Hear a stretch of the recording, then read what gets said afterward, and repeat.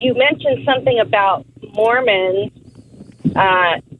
just recently, and that their Jesus is different than something to that effect. And I was wondering what you meant by that. Yeah. Now, is there a reason you're asking, Jenny? Are you a Mormon, or do you know Mormons?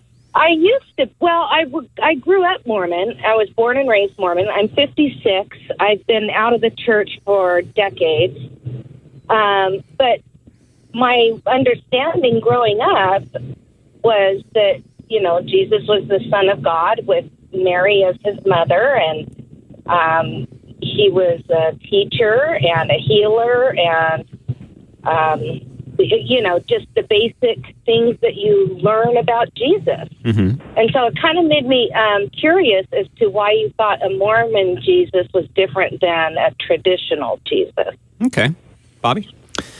And that's a common experience for people who are in the Mormon church. It's in a lot of ways, it's kind of like the moderate Muslim who will contend that this is what Islam believes, yet we know that there is a lot of radical statements, like, for example, in Surah 9 about, what to do to the infidel, and verses like that, where you'll have moderate Muslims going, I don't think that the Quran teaches and the Hadith teaches that Muhammad was a bad person.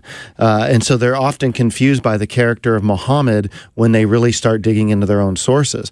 And I think in some ways that there will be people who are a part of the Mormon church, and they might have got some basic discipleship, but when you dig in and look into it a little bit more and you start going, wow, they believe that Jesus had three wives, Mary Magdalene, and Martha, that Jesus was the spirit brother of Lucifer, that Elohim, God, was physical flesh and bones, so that God was a flesh and bones entity.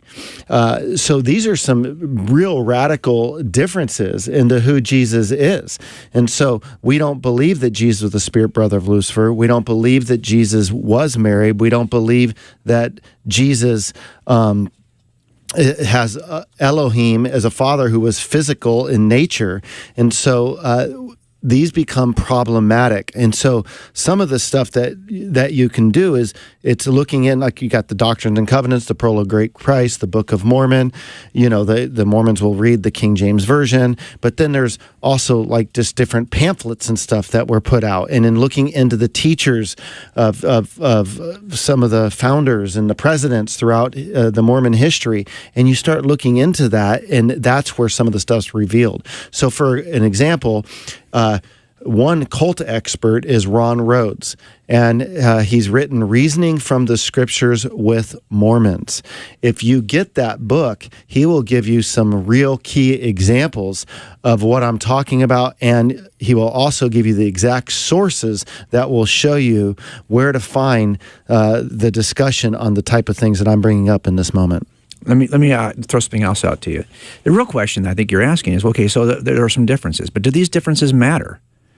And that's really the issue. I mean, you might say, well, I believe some things about Jesus and you believe other things about Jesus, but do these things I believe, or that the Mormon Church believes, disqualify them in some way or distinguish them in some way from Christians, historic Christians?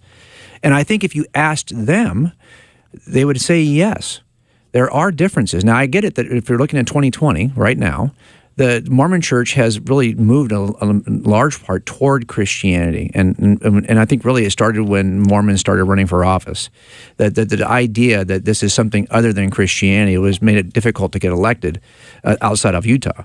So the question became, well, how similar is Mormonism? Is this another denomination of Christianity? But if that was the case, ask the question to your Mormon friends: are Christians Mormon?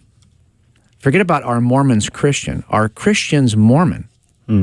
Because if it's an equivocal relationship, like are Baptists and Presbyterians both Christians? Are Baptists and Methodists both Christians? And if it's a denominational difference, then you'd have to say, well, that there's no point in sending Mormon missionaries door to door, because everyone you would encounter who's a Christian is already a Mormon. But of course, they do see a distinction, and they aren't the same. And Joseph himself, Joseph Smith, said that he's here to reform a church, restore a church that was lost in the great apostasy, because they believed that after the apostles died, the plain and precious truths of the gospel were lost, and they need to be restored. And so, I think from the perspective of Mormons, would there be such an intense missionary program in place if they thought that all Christians were already Mormon? No. And most people who become Mormons are Christians who convert to Mormonism at the door. So I think this is part of the question I would ask, number one. Number two, every term we definitely use the same terms. We use the word Jesus and God the Father and salvation and grace and heaven. And our definitions are entirely different. And I think a lot of the Mormons I talk to don't even realize that those definitions are so dramatically different. Like, for example, under Mormonism, Jesus is by nature a man who was exalted to godhood through his good works, but was born as a man, just like you and I. And you and I have the ability to also take the same exact position that Jesus has in a different world, because we can be exalted to God's status in celestial kingdom through our good works of being baptized in the church, being married in the church. These are things we can do. But by nature, Jesus is different. Under Christianity, Jesus is the eternal Word in John 1, who by his nature is divine, not human, who then later exalted into godhood, but is by his very nature divine. That's a very different kind of being. And so we can use the same word. But if you said, okay, you're married to him, your husband's John, but you, and somebody else says, well, you redefined, you know John to be a good man. But somebody else says, I know John, and he's not a good man. What's your definition of who John is matters. And you would say to that person, well, you might know somebody named John, but you don't know my John, because he is not by definition that person. And that's what's happening here, is we can say, yeah, we have the same words, but they are defined very differently. So when I say that for the idea of grace, grace is a great example of this, because this is what defines Christianity, distinguishes it from all other religious worldviews, right? Every other religious worldview requires you to do something to earn your salvation. And Christianity, it's the one anomaly. This is why I love it, because think about it. In my cases, every guy who's not the killer, they all have something in common. They're not the killer. The one guy who is the killer uniquely stands out from the rest. That's how I know he's the right guy. And the same thing happens in Christianity. Of all the worldviews, only one offers you this, and there's nothing you can do to earn your way. So when I say, I believe, for example, I'm talking to a Mormon friend today in 2020, and I said, hey, I believe it's by grace you are saved. They would say, yes, we agree. No, what I mean is, I believe that you can do nothing, that Jesus does it all. They would say, yes, we agree. I'm like, well, we're talking around each other. Because this is the difference. We would say that if we're on earth and we are going to be taken to heaven, that we can do nothing to get there, that God has to drop a lifeline to us. And we don't even have the ability to climb the rope. Now, what grace is to Mormons is that Jesus comes and he puts a ladder on the first surface of the planet. And so you could say truly that I could not go to heaven without Jesus. It's all Jesus, because without the ladder, you can't climb it. But you have to climb it. You have to climb it on your own. And that's a very different version of grace. As a ladder, we think it's a rope that he drops down to us, and we're fighting against him the whole way. He has to tie it on and drag us up against our will. That's what grace is. Grace is, I will do all of it. I'm not just going to give you the mechanism by which you can earn it. I'm going to do all of it. And that's the distinction between Mormon grace and Christian grace. These things matter. I can say I love the person of Jesus that I've imagined in my mind, or I love the person of Jesus who's something other. Like I love the husband named John I'm married to who really isn't that person. But in the end, don't we want to be in the truth? And so when we say we love Jesus and we are following the teaching of Jesus, it's not the Jesus of someone's imagination. That it's instead the historic Jesus who really did live, who really did die on the cross, and these are historic claims of Christianity, and that no one's opinion matters. What matters is, what does the Scripture, what do the eyewitnesses teach about Jesus? That's the Jesus that I want to follow. And that's why I think definitions matter. Yeah. So in Christianity, God throws down the rope. We grab onto the rope, and then he pulls the rope up. Right. Well, and sometimes we're not even grabbing. He's got to descend down the rope, tie it on while we're kicking and screaming, and then just drag us up anyway. Yeah. That's how lame we are and how incapable we are of even climbing the rope. Mm-hmm. And so that's the difference. Yeah. And so what we would say under Mormon, what Mormons would say is that, yes, grace is what God does. He gives you the ladder, the ability to work your way to exaltation. Mm-hmm. And without God giving you that ladder, you aren't going anywhere. Yeah. But still, you got to climb the ladder. And it's a ladder with 10 million rungs. Oh, absolutely. That's right. And so that's the difference. And this does matter, right? Because you will see the level of depression amongst people who are in works-based systems. Just give you an example. Ask your Mormon friends, what's going to happen when you die? Will you be in heaven when you die? The vast majority will say, well, I hope so. I hope. They don't know where they are on the ladder.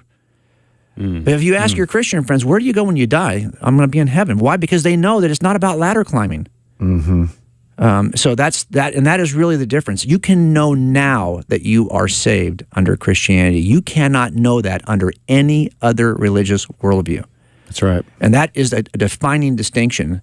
And if you can't say that, you say I'm a Jesus follower, but I can't say that. Well, you've got some problem with the historic claims of Christianity, and that's why we have these things called creeds. We can argue about what should be in a creed, but creeds are helpful in the sense that they kind of lock down what are the essential beliefs that Christianity teaches, and if for no other reason, they're helpful to compare to other worldviews.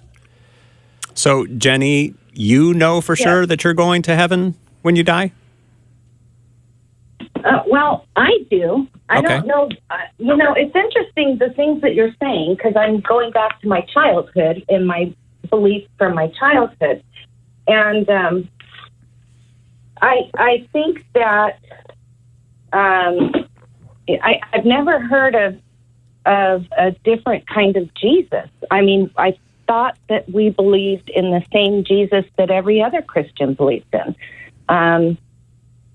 If there's differences as far as whether we believe he was made a man or not, I don't think that matters as far as wanting to follow Christ and wanting to emulate him in our lives. Let's put it this way. If Jesus is by nature a man, then God said that your sin would be punished by the death of another man. That to me, as an atheist, I was an atheist until I was 35, that's the kind of barbaric thing I thought Christianity taught. But of course, if it's not God judging one man for the sins of another, but is instead God taking upon himself, because he is by nature God.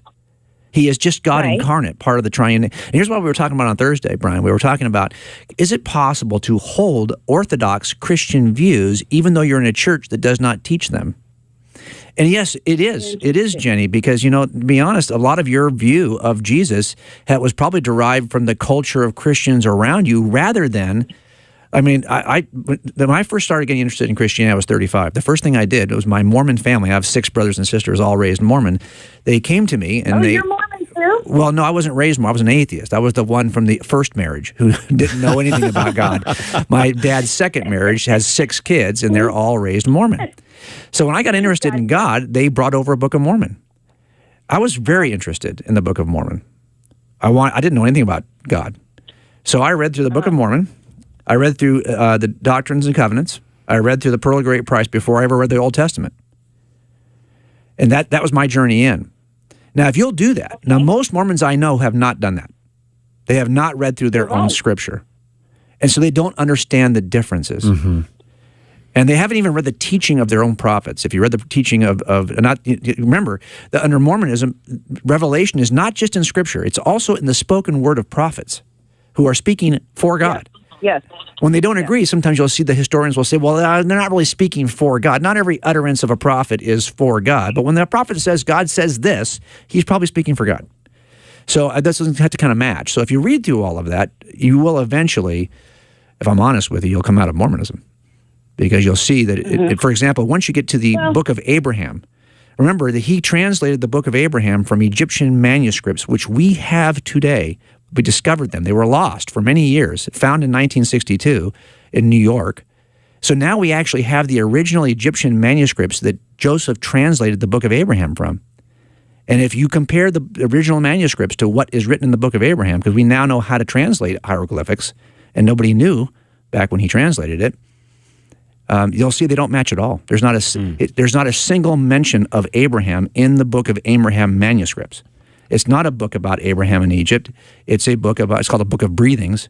It's an Egyptian manuscript that tells you how to embalm and prepare the dead. Yeah, and you even think about like the DNA. We talked about that on Thursday on the program, and just some of the genetic research that's been provided where Joseph Smith makes these claims that Jesus was here in America, and it kind of gives this American backdrop. There's nothing that we can see, genetically speaking, that can back up any of this. The archaeological claims that he has made, you think that we would have dug some of this stuff up. It's not there. You can't see, any Israelites over here in America.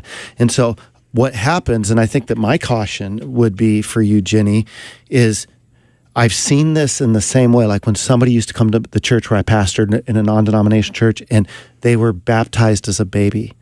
And that was such a cherished piece of their past, and they had their kids baptized as a baby.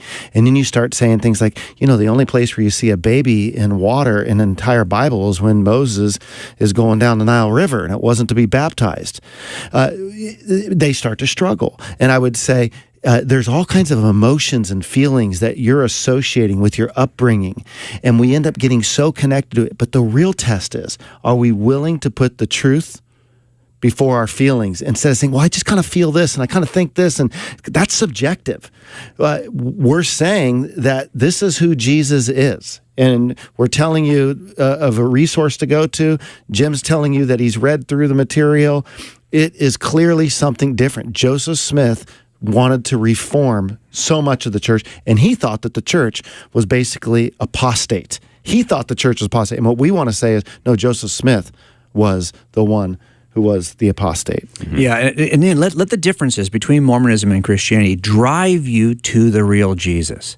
Because you look, you've already believed probably in the real Jesus. You just didn't realize that's not what the Mormon church was teaching. Right. But you may have already held a position that you'd be far more comfortable sitting in a Baptist church, let's say, or some other church within Christendom, than even to hold those views. Because if you were sitting in front of Joseph Smith with those views, he would correct you out of all of them. So I would say let the differences between what Mormonism has historically taught and what Christianity has historically taught not drive you away from all religion, because that does happen sometimes. Let it drive you to the foot of the cross. You're going to be more comfortable there anyway, because that's what it sounds to me like you've already embraced, but you just didn't know that it's not Mormonism.